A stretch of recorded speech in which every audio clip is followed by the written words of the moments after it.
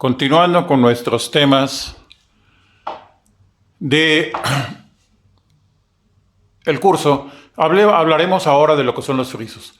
Reciben este nombre las bandas ornamentadas, es decir, composiciones geométricas generadas cuando una figura o conjunto de figuras se trasladan horizontalmente, formando bandas o tiras, ¿verdad?, con bordes paralelos y limitados, que se repiten por medio de traslaciones, simetrías, reflexiones o una combinación de ellos. Un friso se obtiene al trasladar un patrón considerando un motivo base y una serie de movimientos que al aplicarse permiten llenar una banda rectangular. Las transformaciones que generan un friso son las siguientes. Estas transformaciones para generar un friso pues son las que vemos nosotros aquí. Si ustedes ven el tipo 1, cuya nomenclatura cristalográfica es P111, pues son figuras que simplemente se están trasladando sobre un eje horizontal. Si vemos el tipo 2, son figuras que se están trasladando y al mismo tiempo se están reflejando sobre un eje horizontal y sobre un centro de simetría. En el tipo 3 tenemos figuras que se están reflejando con respecto a un eje de simetría y van girando conforme va creciendo el friso. En el tipo 4 tenemos reflexiones y tenemos simetrías con respecto a un eje horizontal. En el tipo 5 tenemos tanto reflexiones con respecto a un eje horizontal como con respecto a un eje vertical. En el tipo 6 tenemos reflexiones y traslación horizontal con respecto a un eje horizontal también. Y en el tipo 7 tenemos reflexiones en dos ejes perpendiculares entre sí, así como traslaciones, es decir, es una combinación. Cada una de las nomenclaturas que aparece es una nomenclatura que se usa en cristalografía, es decir, en mineralogía, porque también ahí se presentan cuerpos geométricos o figuras geométricas que se desplazan y se mueven, y por lo tanto se ha adoptado este tipo de nomenclatura para establecer la de los frisos. Existe también lo que se llama los grupos de simetría. Estos grupos de simetría son aquellos que se utilizan para la teselación de un plano, es decir, un recubrimiento de un plano mediante figuras geométricas. Ya hemos visto en lo que consiste una teselación. Aquí son 17 grupos, vamos a ir viendo rápidamente algunos de ellos. En el grupo 1, este grupo solamente tiene traslaciones, no hay rotaciones, reflexiones ni deslizamientos. Las celdas son simétricas respecto de dos ejes que no siempre son perpendiculares y la celda base es un paralelogramo.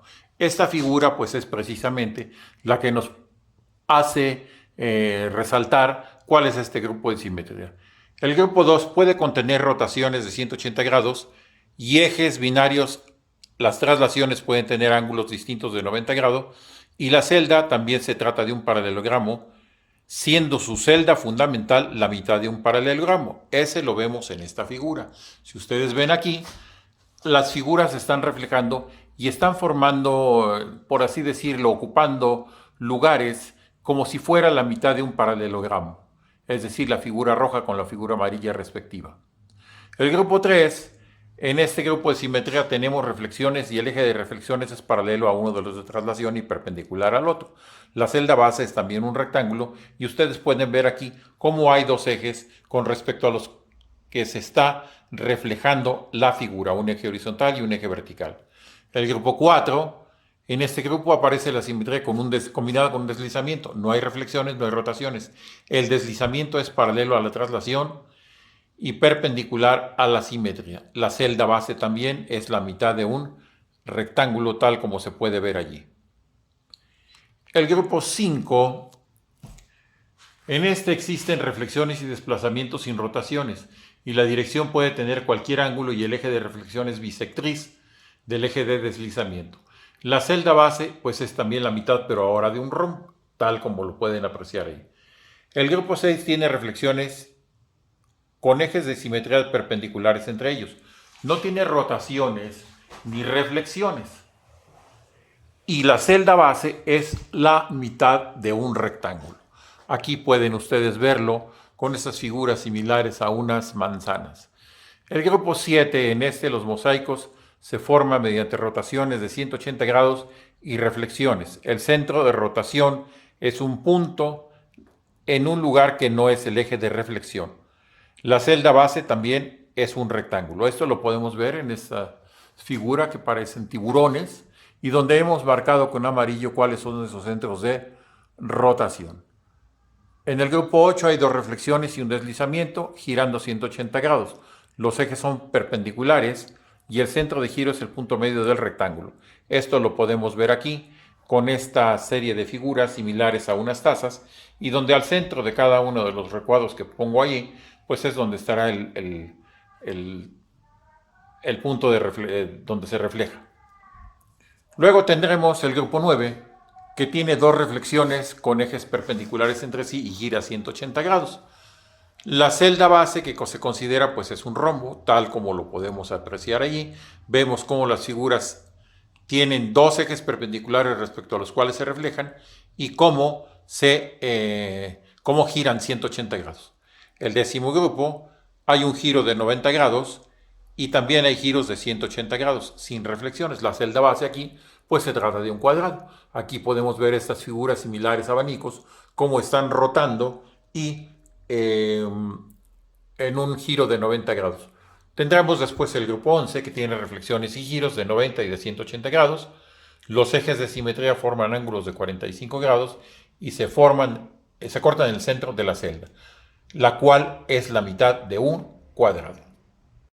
Los siguientes grupos de simetría son el 12, ¿verdad? Que está formado por reflexiones y giros de 90 grados con ejes de simetría que son perpendiculares entre sí. La celda básica es uno de los triángulos que se forma en cada una de las partes de los cuadrados que se forman al trazar la figura. Aquí pueden verlo claramente. El grupo número 3 está formado por giros de 120 grados y el patrón que se tiene en este tipo de figura es un patrón hexagonal. Aquí ustedes lo ven. Al ser hexagonal, pues cada gajo de estos ocupa una tercera parte. El grupo 14 contiene también giros de 120 grados y simetría respecto a ejes que forman 60 grados entre sí. El patrón es hexagonal y la celda es un cuadrilátero. Aquí se puede ver cómo los ejes están a 60 grados cada uno de ellos y cómo se va formando los diferentes patrones. El grupo 15 es similar al anterior, pero los centros de rotación están en los ejes de simetría, es decir, el centro de rotación estaría aquí donde están los ejes de simetría, con giros de 120 grados. La celda, pues claramente se ve que es triangular y el patrón de esto pues es un hexágono. El siguiente es el grupo 16. En este grupo se dan rotaciones de 60 grados, giros, pero no se tienen reflexiones. La celda base también es un hexágono, tal como se puede apreciar aquí, y se ve que hay giros. El grupo 17 contiene giros de los tres tipos de ángulos que podemos tener, 60, 120 y 180 grados, así como reflexiones que pasan por los centros de giro. El patrón también es hexagonal, tal como se puede apreciar en estas figuras, y su celda base también es un hexágono. Bueno, muchas de las manifestaciones del arte que nosotros tenemos están basadas precisamente en esta serie de grupos que se han clasificado así desde el punto de vista de la arquitectura y desde el punto de vista de algo que coincide en su forma de clasificar, como sería la cristalografía que se utiliza en conceptos de geología y mineralogía. Muchos patrones de la naturaleza, pues así están también, fácilmente se pueden encontrar. Bueno, como tarea para este tema, vamos a tratar de identificar diferentes tipos de frisos y grupos de simetría en varias manifestaciones artísticas de distintas épocas. Entonces yo les pediría que buscaran, ¿verdad?, con calma, lo que son pinturas rupestres y algunas ilustraciones, fotos o grabados, lo que puedan encontrar, por ejemplo, de jardines colgantes de Babilonia, del Partenón, de la ermita de Santa María en Burgos, etc. Todas estas obras que les menciono, algunas fuera de México, otras aquí, y que analicen ustedes cómo son sus frisos, cómo son sus mosaicos, qué grupos de simetría pueden ustedes encontrar y qué encuentran ustedes que tengan en común. También consideren la época en que fueron construidos y el lugar. Les voy a pedir con esto que hagan un reporte de todo lo que encuentren ustedes para cada una de estas obras y con el análisis detallado que ustedes encuentran. Les diré un poco más adelante cómo voy a pedirles que me entreguen este reporte.